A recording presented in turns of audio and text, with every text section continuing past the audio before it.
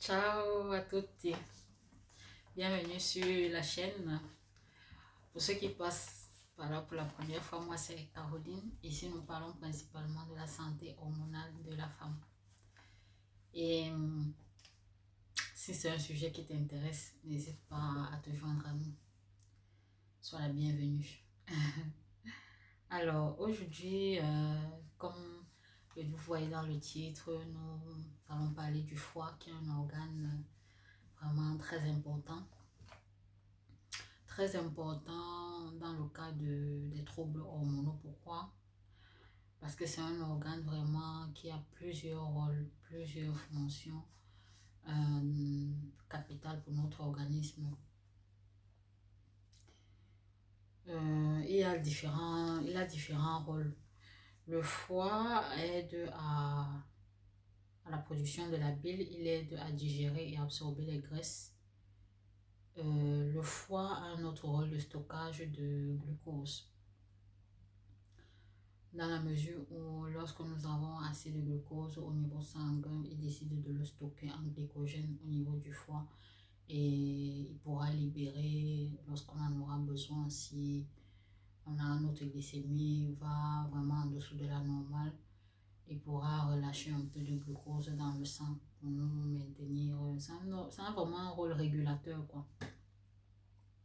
Il aide également dans la synthèse de certaines protéines pour le processus de coagulation. Lorsqu'on a peut-être une blessure, il aide dans la production des protéines qui favorisent la coagulation du sang pour éviter les hémorragies et tout le reste.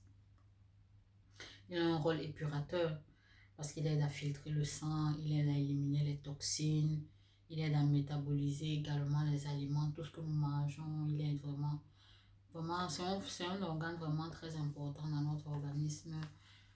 Et il est tellement important pour les troubles hormonaux en général, quoi. Il doit être vraiment en bonne santé, comme je le disais, avec tous ces rôles qu'il joue vraiment. Il doit être en forme pour vraiment faciliter l'harmonie au niveau de notre organisme. Alors, à quelques symptômes du trouble de foie, quelques symptômes que j'avais notés, qu'après je me suis rendu compte vraiment que mon foie n'allait pas vraiment bien. C'était avant que je ne commence à perdre vraiment le poids. Il y avait comme symptôme, quand je consommais justement, quand je m'alimentais vraiment de manière pas intelligente, j'avais beaucoup de démangeaisons au niveau de la peau. Et je l'ai remarqué beaucoup plus lorsque je consumais les jus naturels riches en fructose. Ça se voit que j'avais assez de glycémie, j'avais la glycémie assez élevée au niveau sanguin et mon corps me démangeait jusqu'au point où avoir des blessures, hein, au niveau de ma peau. Donc je me démangeais tellement, souvent même dans le sommeil sans me rendre compte. Et le matin je me réveillais, j'avais des petites blessures au niveau de la peau, quoi. Donc c'est un des symptômes que ton foie est surchargé. Il faudra faire attention. Surchargé en glucose, surchargé en graisse aussi. Donc, il faudra faire très attention, les démangeaisons jusqu'aux blessures. Un autre signe, c'est un autre signe d'un foie qui ne va pas bien. Ce sont l'apparence des selles. Comme je l'ai dit, les selles, vraiment, il faut faire attention. Quand les selles sont pâles et une couleur d'argile, ça veut dire que ton foie n'est pas en bonne santé. Il faudra vraiment faire attention à ton alimentation, tout ce que tu ingurgites, quoi. Ça veut dire que c'est un signal qui t'envoie pour dire qu'il y a quelque chose qui ne va pas, quoi. Il y a aussi une fatigue chronique. Parce que lorsque ton foie est surchargé, il y a une fatigue chronique. Et je me rappelle quand j'étais en surpoids, justement, j'étais tellement fatiguée, constamment fatiguée. Donc, je me levais le matin, je me rendais au travail, j'étais déjà fatiguée. Donc, je semblais comme si mon sommeil n'avait pas... J'avais pas un sommeil restaurateur, quoi. Parce que dès le matin, tu es fatigué, toute la journée, tu vas qu'à tes occupations. Le soir, tu rentres, donc j'étais constamment dans une fatigue chronique, donc sans stop. Fatigué constamment, c'est un signe que ton foie n'est vraiment pas en bonne santé et il faut essayer de voir ce qu'il faut faire pour essayer d'y remédier. Et un autre signe, c'est une douleur au niveau de l'abdomen. Moi, j'avais une douleur en dessous du côté droit. où le foie est logé, je sentais une douleur. Ça, c'est aussi un signe que le foie n'est pas en bonne santé. Quand tu ressens vraiment la douleur à ce niveau-là. Et quand le foie n'est pas en bonne santé, clairement, le reste aussi va en pâtir. La santé reproductive va en pâtir. Les hormones aussi vont en pâtir parce que il aide vraiment à éliminer les toxines, à éliminer les hormones qui ont été synthétisées, qui ne servent plus. S'ils ne fonctionnent pas bien, ils ne filtrent pas bien le sang, on risque d'avoir une surcharge d'hormones néfastes dont on n'a pas besoin au niveau sanguin. Par conséquent, le cycle hormonal est déréglé, tout le reste. Donc, faisons vraiment attention à notre foie. Il faut en prendre soin. C'est un organe très important.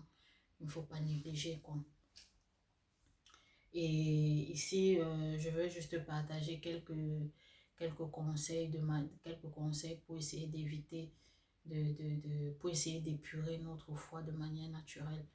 Parce que c'est vrai, il y a des cas où c'est vraiment assez pesant. Là, il faudra consulter tout le reste. Mais si tu te rends compte il y a de ces petits symptômes que je viens d'énumérer, et si tu veux prendre en charge ton foie de manière naturelle, il y a des actions à mettre en place, quoi. Une chose qu'il faut complètement éliminer, c'est l'alcool. Je pense que c'est pas la première fois que j'évoque cela. L'alcool, vraiment, je l'ai dit dans une de mes vidéos que l'alcool, c'est un poison, quoi. Donc, il ne faut pas blaguer avec. Parce que lorsqu'il vient métaboliser au niveau du foie, il forme une molécule qui est vraiment hautement toxique pour notre corps. Donc, une molécule qui peut toucher tous les différents organes et créer des désordres à tout niveau. Donc, il faut vraiment essayer de réduire l'alcool au maximum, quoi. Moi, j'ai vraiment vu la différence lorsque j'ai diminué la quantité d'alcool que je consommais. Une fois de plus, les sucres raffinés, les sucres rapides, il faut les réduire parce que le sucre au niveau autre à augmenter ta glycémie. Il favorise aussi quand tu as assez de sucre de manière exagérée. Le foie, au début, essaye de convertir ce glucose que tu as dans le sang en glycogène, mais lorsqu'il n'arrive pas, il transforme ce sucre en gras. Et on a vu que le gras n'est pas bon, surtout au niveau de la circonférence abdominale. Mais il faudra vraiment faire très attention au sucre, à l'alimentation. On revient sur la même chose, hein. Comme je le disais, contrôler l'alimentation, euh, contrôler, s'hydrater assez, réduire la consommation des aliments transformés parce que normalement les aliments transformés n'ont pas assez de nutriments. C'est pour cela que c'est un détail à prendre en considération. Il faut vraiment te nourrir, quoi. Parce que consommer des aliments vides ne t'aide pas pour le bon fonctionnement de ton corps en général et des hormones.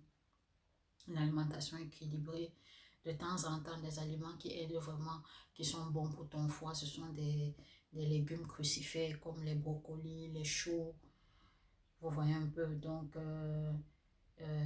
d'autres épices. Donc il faut vraiment plus épicer nos vies. D'autres épices, nous avons le gingembre, nous avons l'ail qui sont bénéfiques pour notre foie également. Les agrumes, nous avons le citron, le pamplemousse, les bonnes graisses, comme je le disais, à consommer des bonnes graisses, des oméga 3. Vous avez la possibilité, le saumon comme poisson, ou bien il y a des alternatives végétales, quoi. Donc, c'est très important les noix aussi, les amandes, les noix de Brésil, les noix de pécan.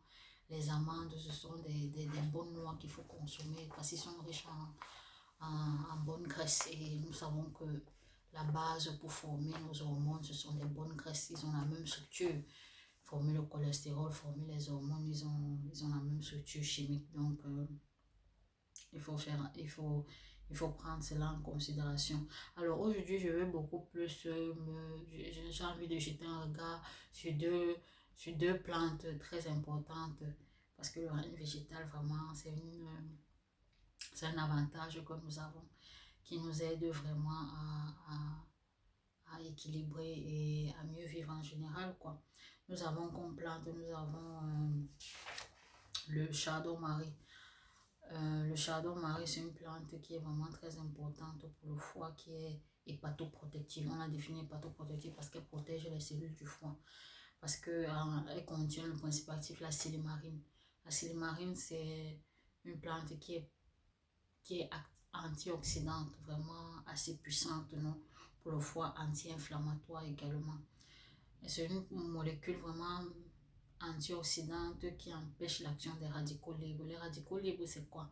En fait, les radicaux libres, ce sont des molécules instables euh, qui sont produites à partir du métabolisme, non, ou bien qui sont produites à cause des facteurs externes, comme je disais, les facteurs externes comme le stress, la pollution, et également la cigarette, tout ça. Donc, au travers de la cigarette, on introduit beaucoup de molécules de radicaux libres à l'intérieur de notre corps. Donc, ces molécules sont des molécules instables. Et vu qu'elles sont instables au niveau de notre corps, pour se stabiliser, elles sont hautement réactives. Donc, pour se stabiliser, elles ont besoin d'enlever des électrons à d'autres molécules à l'intérieur de notre corps, donc en les oxydant. Donc, lorsqu'elles oxydent ces molécules sont danneggiate, donc elles n'arrivent plus à bien fonctionner. Donc, comme les membranes cellulaires, l'excès de ces molécules vraiment entraîne au stress oxydatif.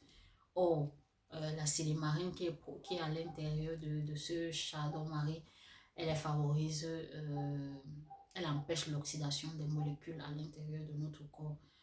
Donc, en réduisant un vieillissement précoce, en réduisant également les maladies.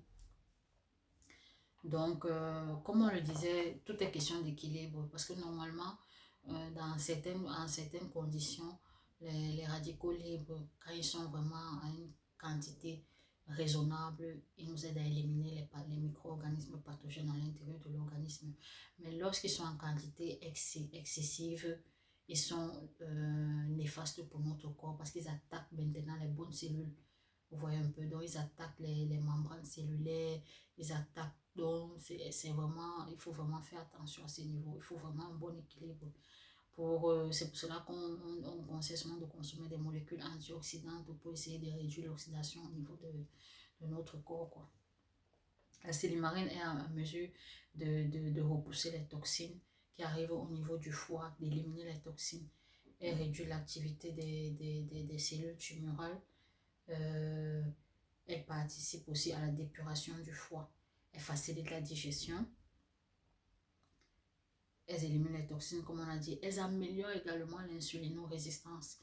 On a parlé dans une vidéo de l'insulinorésistance qui était vraiment néfaste par rapport au cycle hormonal.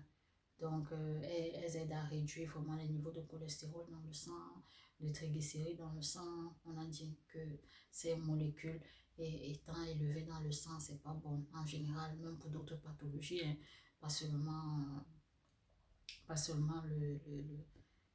les troubles hormonaux, également d'autres pathologies, le diabète, l'hypertension et tout le reste, le cholestérol élevé. Donc, mais il faut faire attention à utiliser ces molécules. Ces molécules ne sont pas utilisées comme ça. Il faut avoir le consentement d'un médecin. Donc, il faudra consulter, surtout pour les femmes enceintes. C'est vraiment, euh, euh, comment dire, c'est vraiment interdit pour les femmes enceintes et qui allaitent également parce qu'elles peuvent traverser la barrière. Donc, elles peuvent traverser le lait et donc, il faudra vraiment faire très attention à ces molécules. Mais ces molécules sont vraiment importantes. Moi, dans mon cas, par exemple, moi, j'ai commencé à utiliser ces molécules de manière sporadique, pas sur le long terme, de temps en temps, pour m'aider un peu à soutenir le bon fonctionnement de mon foie. Parce que, comme je vous le disais, j'avais remarqué que mon foie était vraiment surchargé et il ne fonctionnait pas bien. D'où il y avait aussi les troubles hormonaux. Quand j'ai commencé à introduire vraiment le chardon-marie, j'ai vu une différence. Il m'aidait aussi également à éliminer les liquides en excès que j'avais dans le corps parce que étant en surpoids, je faisais aussi également une rétention hydrique. D'où nous voyons la seconde plante qui s'appelle le pissenlit en français, mais en latin c'est le Tarassaco officinalis et en italien Dente di Leone. En fait, ça c'est une autre plante vraiment très importante également, utilisée pour faciliter la digestion, pour stimuler la diurèse naturelle. Ça aide également à favoriser le transit intestinal, donc ça réduit la constipation. Ça favorise également la dépuration du foie, comme le Shadow-Marie précédemment. Ça réduit les calculs rénaux. Donc, c'est une autre molécule aussi très importante. Elle est souvent intégrée avec le Shadow-Marie dans certains produits pour dépurer le foie. Donc, comme on le disait, vraiment, c'est une autre molécule, notre plante toujours. Hein. C'est le même discours. Essayez de ne pas les prendre n'importe comment. Si vous voyez que vous prenez d'autres médicaments et tout, essayez d'avoir le,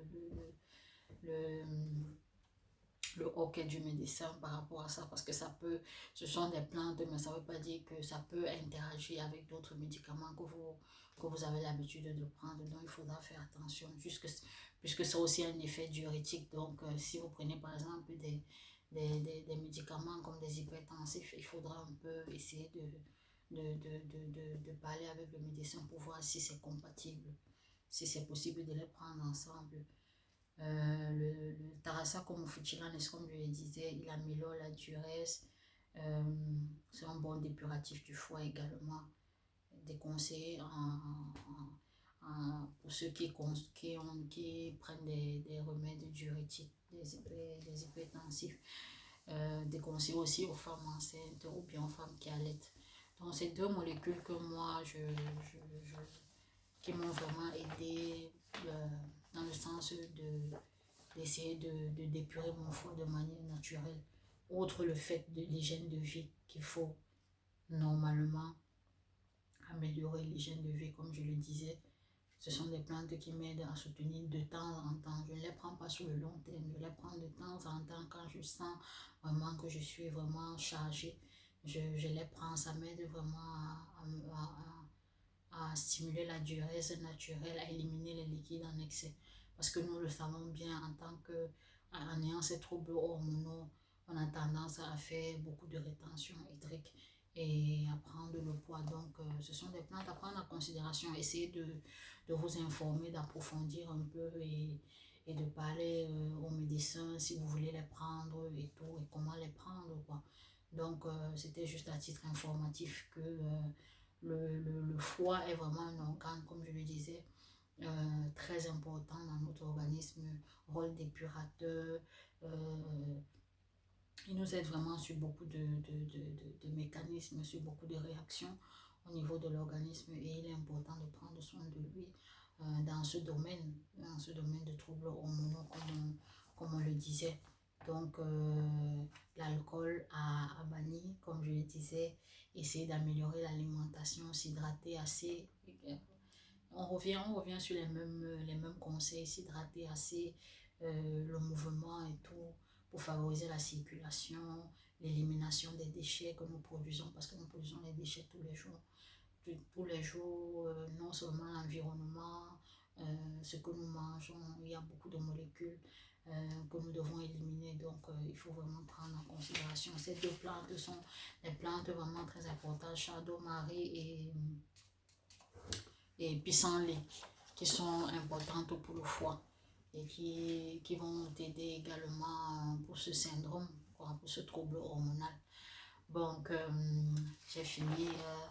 Nous allons nous dire à la prochaine fois. Portez-vous bien d'ici là. Ciao!